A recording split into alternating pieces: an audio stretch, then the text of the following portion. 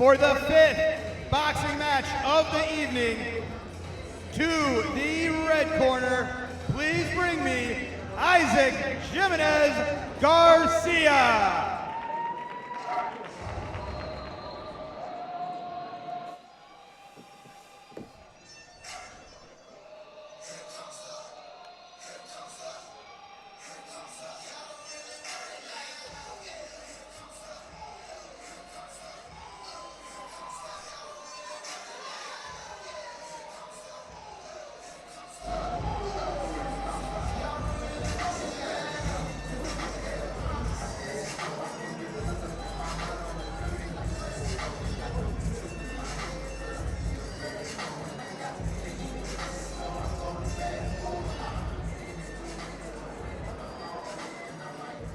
Now, to the blue corner, please bring me James Wilson.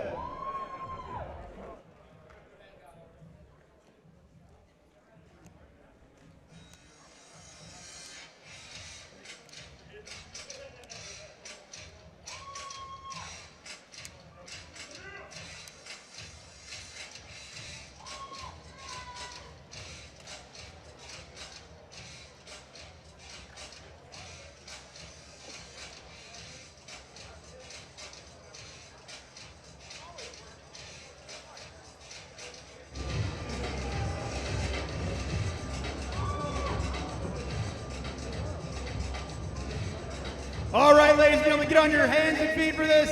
This is 3 2-minute rounds at 165 pounds. Referee, the ring is yours. All right, 165 pounds. Boxing match here. Looks like we got one of those foreign guys here again with us.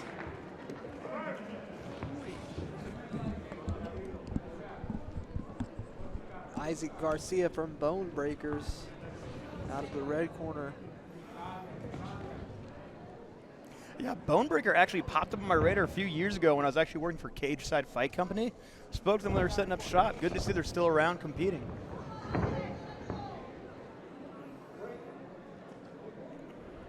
And we got the Charlotte Boxing Academy represented in the blue corner there. Ooh, hard right hand from Garcia. Yeah, big right hand there.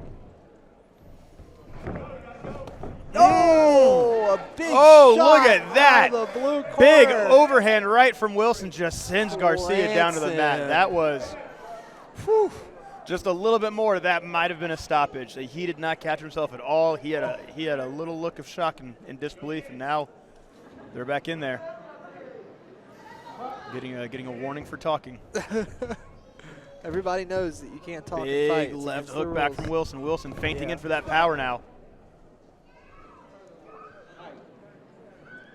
Looks like there was someone with some cameras on or something in the background. I don't know what that was. Yeah, you can't have that.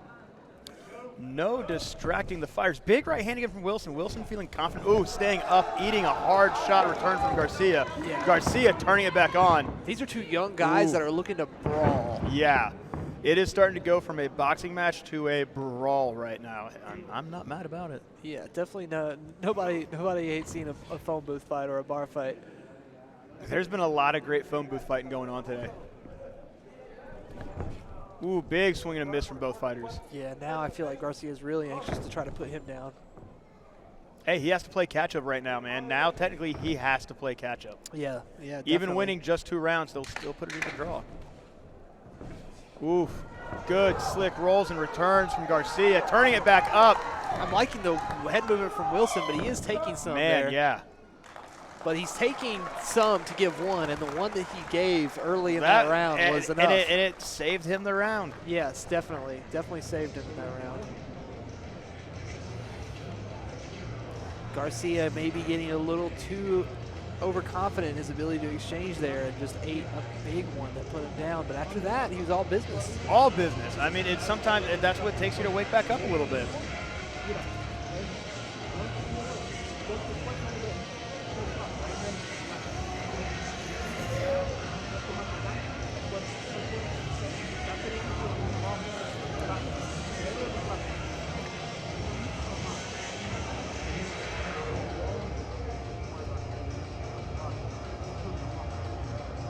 tonight. Seth Stevenson, thank you for the compliment on our stream. We have been working on it all year. Finally, I feel like we've got it down to a science here. Absolutely. The man behind the madness, Jason McGinnis, back there. I'm just saying, I love my job here, but Seth Stevenson would be a great man to have on some commentary here. So, Seth, if you are still listening, man, I'd love to hear your 2 cents on this. Absolutely. Seth, we would love to have you out anytime as a guest of honor here at Fight For It.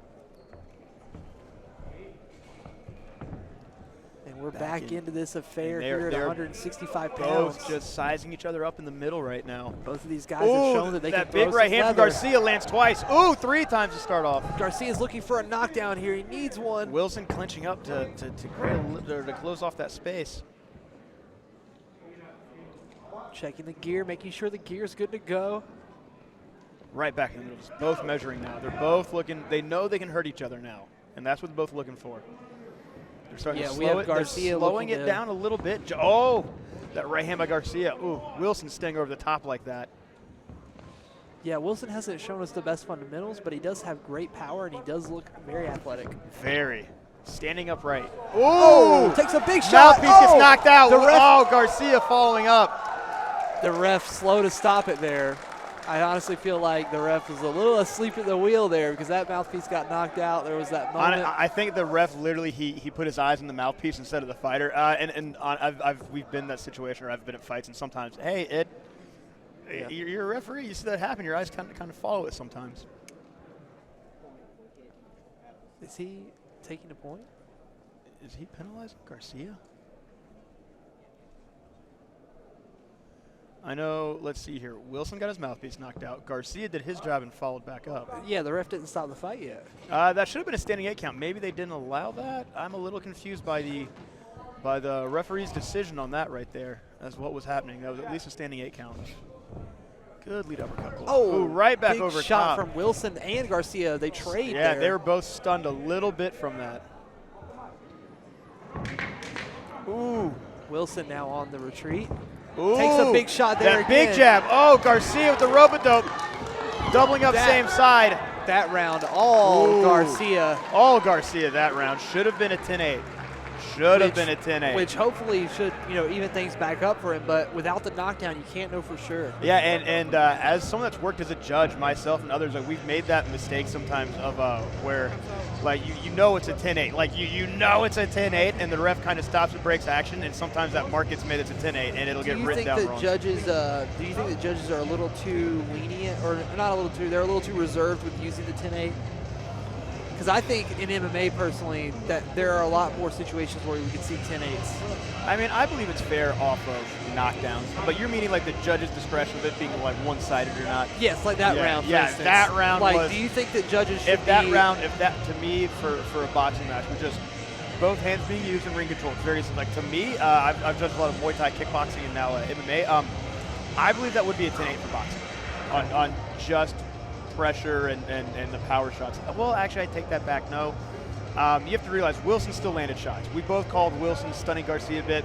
So a 10-8 round means that you got mollywopped the whole round, no offense, and you're hanging in there because of God's good graces. Yeah, definitely. So if you think about it, Wilson had enough to stay in there. That wouldn't have really been a 10-8. It was close. A little bit less from Wilson. Could have been a 10-8 round, if that makes sense. I was remembering what sport we were watching here. This is not the badminton I was told that would be going on here.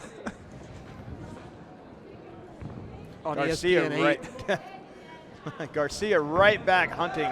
We are live on ESPN the Ocho right now. Yeah, and here we have Garcia just headhunting to start off the third round. Garcia's got to be feeling confident after that last round. I mean, getting knocked down like that in the first and then coming back in the second and putting on a You clinic. see, like right now, like Wilson was getting in trouble for holding on a little bit. He was eating those power shots, just trying to grab on and stay steady. Yeah, definitely. And I don't like what he's doing with his mouthpiece either. I don't know why young kids do Yeah, that he's so leaning much. he's chewing on it. He's leaning his head up. He's getting tired. He's getting a little frustrated. This is that part where that fundamentals and technique take over in that third round. Athleticism can get you out of the first round. Your technique It and can get you a knockdown in the first round and even a knockout sometimes. But when you have a game dude like this guy. See, and there's Seth Stevenson on the live feed. He was saying that the ref was initiating the standing 8 count I'm not sure if he really. Oh, he is. He started the standing 8 count now. Here we go in the 3rd round. That's how you know Seth would be a good commentator. He's Oh yeah, well, right before it Seth pops called on. the same thing I saw where it looked like he was starting to start the standing 8 count, but he got off of the mouthpiece instead, so there might have been some confusion. Right back to it in the ring. Garcia is starting to feel good. He knows that he's winning this fight now. Ooh, big heavy shots again. Now Big heavy Garcia's shots. on the hunt. Oh! Look at that. Garcia swarming he's him. starting to make him crumble on the ropes. Look at that as he's calling it. Another standing 8 count. Another standing 8. You can't get lit up like that in amateur boxing. They will call it. They call it way faster than kickboxing and MMA. Well, I mean, you don't get the standing 8 count in MMA. Oh, they are calling the They fight. are calling the fight Great exchange from after Garcia. getting knocked down in the first. He comes right back and wins it. Look at that. Does it in style. That is a huge win for Bone Breaker Boxing. James Garcia gets it done.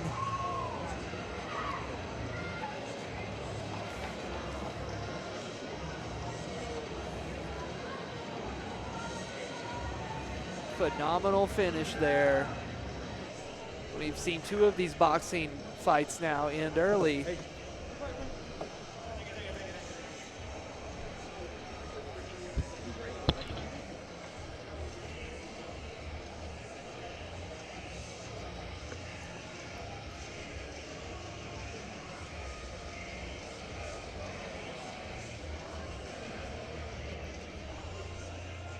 Ladies and gentlemen, we have a winner at 142 of the 3rd round. Representing Bone Breaker Gym, Isaac Jimenez Garcia. Isaac Garcia with a huge win for Bone Breaker Boxing. Gets it done in the 3rd.